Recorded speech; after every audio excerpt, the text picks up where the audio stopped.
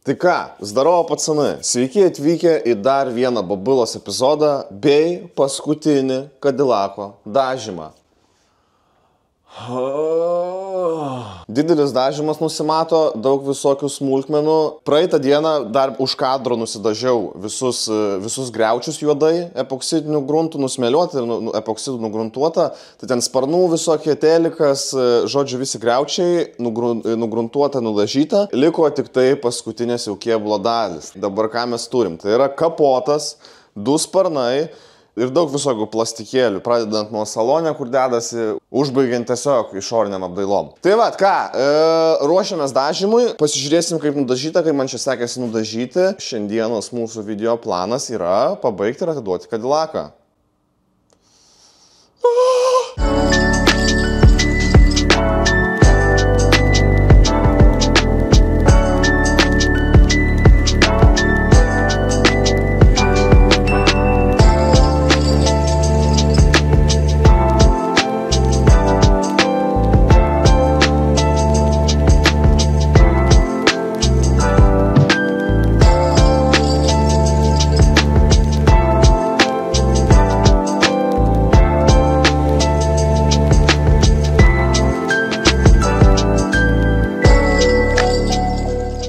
Nu ką, chebrytė, viskas.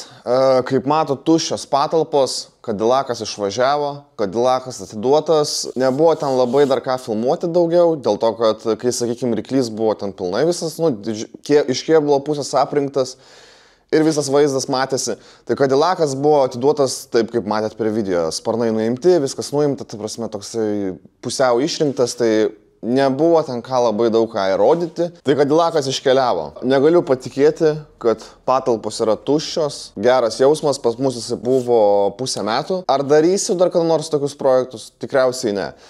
Kodėl? Per daug darbo vienam žmogui. Dabar, sakykime, prie tokių projektų, mano nuomonė, turėtų dirbti jau visa komanda žmonių. Tai kokie 3 paruošėjai, dažytojas, pagalbinis. Kai tokia yra komanda, tai galbūt ir galima daryti tokius projektus. Bet vienam žmogui, 2 žmonėm, tai yra per daug darbo.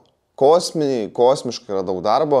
Tai neapsimoka nei pinigų atžvilgių, nei nervų atžvilgių nervuotis ir daryti nuo A iki Z tokius projektus. Ypač, kai reikia smėliuotas dalis daryti, kurios yra susikraipiusios ir daryti viską nuo nulio. Tai va, tai Kadilakas padarytas, įveiktas, dar jau turi praeiti kažkiek laiko, nes kiekvieną kartą, kai ateinu į patalpas, žiauriai keistas jausmas pamatyti jas tuščias. Kodėl jos tuščios? Todėl, kad nusprendžiau padarę šitą Kadilaką eiti atostogų 2 savaitėm, 3, gal netgi ir mėnesiui. Tai